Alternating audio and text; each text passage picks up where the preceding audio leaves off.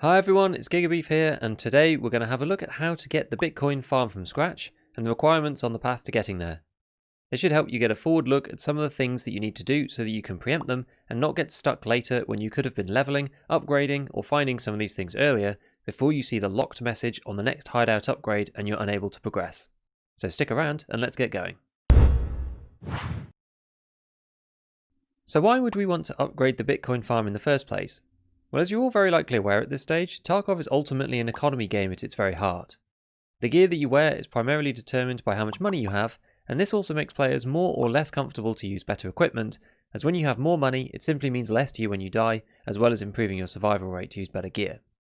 Especially at the start of our Tarkov careers, the choices we make when going into raid can heavily determine whether you make or lose money, and given it's very difficult at the beginning for new PMCs to make money, the allure of a simple and passive way to generate rubles is definitely strong. The Bitcoin farm provides exactly this, a stable income through periodic generation of Bitcoins that can either be used for trades or just sold directly to therapists for around 150,000 rubles, and it begins producing with just one graphics card, however it can be scaled all the way up to 50. Using the table on the Wiki, which makes some assumptions including 160k for a Bitcoin, it shows 8k per hour for the first GPU.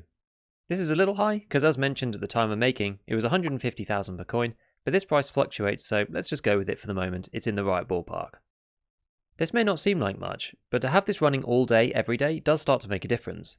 Over a whole day, that's an extra 190,000 that you weren't getting before, which is like one extra medium tier kit per session for free. Alternatively, you can take the money to buy more graphics cards, up to 10 for the first level of the Bitcoin farm, which will take your income to around 12k per hour, so 280,000 rubles per day. At max level with 50, this works out to something like 750,000 per day, which is a massive boost. New players sometimes wonder how high level players have so much money, but as you can see here, it's actually quite hard to go down when you're getting 750,000 every day, unless you're doing ridiculous quests and going in hyper thick every raid, and also getting unlucky. Also remember that's just from the Bitcoin farm too, never mind the rest of the hideout. So there's two things that make the Bitcoin farm amazing to get to. Firstly, the initial graphics card is the most efficient GPU that you will get, and this doesn't work anything like it does in real life. If you double the GPUs, which implies a doubling of processing power, in Tarkov, if you go from 1 coin every 20 hours from one card, to 1 coin every 18 hours and 50 minutes for 2 cards. This clearly means that the second card is doing way less than the first, otherwise logically it would be 10 hours per coin instead. If the first card nets you 8k per hour, and 2 8.5, that second card is only making 500 rubles per hour, which is a bit strange. Each incremental card is roughly 500 rubles per hour on top, which at 250k per GPU would take you around 21 days to pay off. Still worth it unless right near the end of the wipe, but nowhere near as good as card 1, which takes just over a day as it's 16 times more efficient.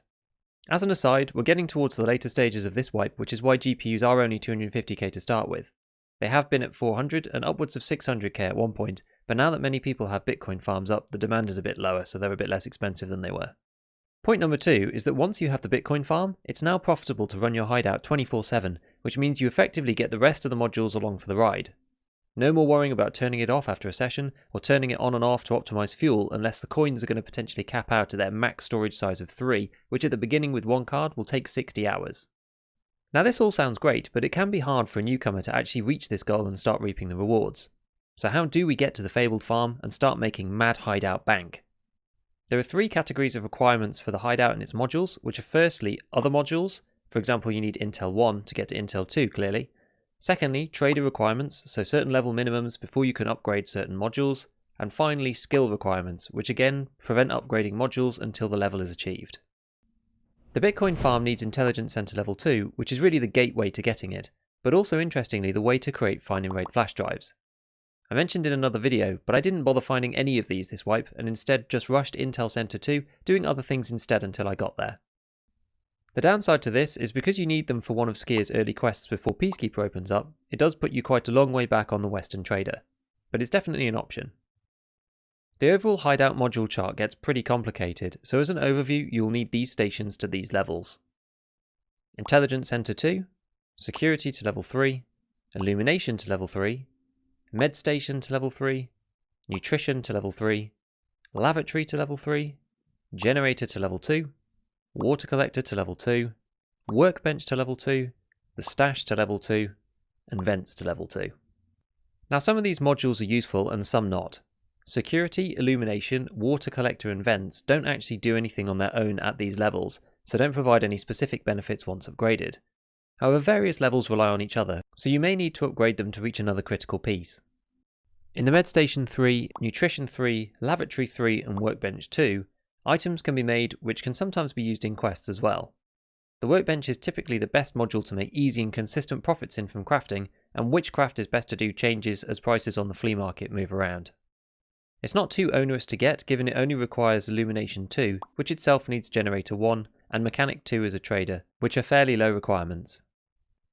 The generator is needed to power other modules in the hideout except for the lavatory, in which you can start crafts and run them with no penalty with the power off. For other modules, the power is needed to initiate the craft, and although it can be turned off afterwards, this doesn't stop the production, but greatly decreases the rate at which it will complete. There are only two fuel sources that work currently in the hideout generator, being the expeditionary fuel tank, which is found in Raid and can be bought on the flea market, and the metal fuel tank, which is sold by Jaeger at level 2. Lavatory 3 is required for Nutrition 3 and is not too bad on paper, needing level 2 water collector from Workbench 2, but level 2 water collector needs Jaeger 2. This could be a real challenge for some people, so get working on those Jaeger quests.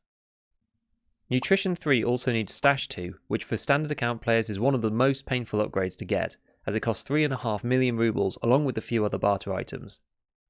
This is a bit of a grind, but if you're struggling, keep running your scab whenever you can on your favourite map, and potentially learn a few cash routes on either Interchange or Shoreline, and you'll be surprised how quickly the rubles can add up.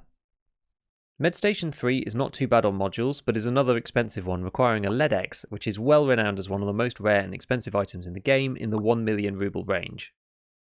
My advice is to save up and just buy one from the flea market, as you can try to do loot runs for them, but I think you're more likely to find the value in other loot first before you'll happen upon a LEDX. Outside of these, there's not too much else to watch out for, so just go along and get the barter items as you go, as required, either in-game or from the flea to complete the rest of the modules. Next on to the traders. We touched on Jaeger 2 before, however you'll need Mechanic 2, Therapist 3, Skier 2, and Jaeger 2. Jaeger 2 and Therapist 3 are the most challenging, with Jaeger taking the cake simply down to his negative rep when you complete quests with other traders. I've very recently done an overview guide for Jaeger, so feel free to take a look at this, as well as the wiki and all the other specific quest guides out there. For Therapist, you'll need to get to 0.3 rep, so just completing quests until you get there. Finally, we have skills, which are important to start leveling from day 1 so that you don't get gated, as they can take quite some time. The skills we'll need are Attention 3, which is leveled by uncovering loot in containers, Endurance 2, which is primarily from running and walking at a normal weight, Vitality 3, from taking damage and blood loss. By the way, Jaeger's quest Ambulance gives you 1 level, but it's at level 25, so maybe not so much use. Health at level 2, and Metabolism at level 3.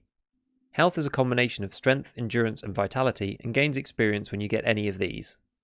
For Metabolism, eating or drinking has to be done in raid only. You need to refill your energy or thirst bar, so what I usually do is once the energy or thirst is getting low after a few raids, I take in provisions with me and use them at the beginning of the raid rather than in the hideout. You want to do this in a safe place, so clearly don't just start stuffing your face in the forklift room in factory. I have personally been stuck on metabolism before, as I didn't really think about it in the past and always used to top up my food and drink in the hideout itself before going into a raid. Turns out this was a bad idea for leveling this skill. If you do get stuck and need to level it up, the way that I got around it was to enter factory with the factory exit key, keep a few slickers or a thirst-inducing food with you and an aquamari bottle in your secure container, run to the nearest exit, eat all the stuff, drink the water, and then leave. Due to skill exhaustion, you'll need to keep going in and out of raid, because otherwise, for the diminishing returns of experience, you don't get much more after the first couple of drinks. But this worked amazingly well for me. If you start by gate 3, you can go straight inside, and very few people come to check it at the beginning of a raid, and by the southern end, you can wait for people to rush office and then sneak around to gate 0.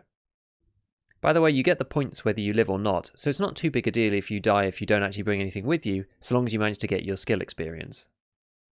Once you've got all these skills and traders up, all that's left is to carry on completing modules and waiting for them to finish.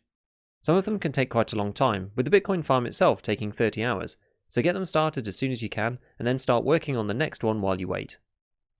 Hopefully before too long, you'll also be rolling in the extra cash provided by the farm's profits, like all of the top players in the game. So please remember to sub and hit the bell if you want to see more. You could also follow me on Twitter, and I stream on Twitch on Wednesdays, Fridays and Saturday evenings UK time. Well, until then, I'll see you next time, and as always, have fun in your raids.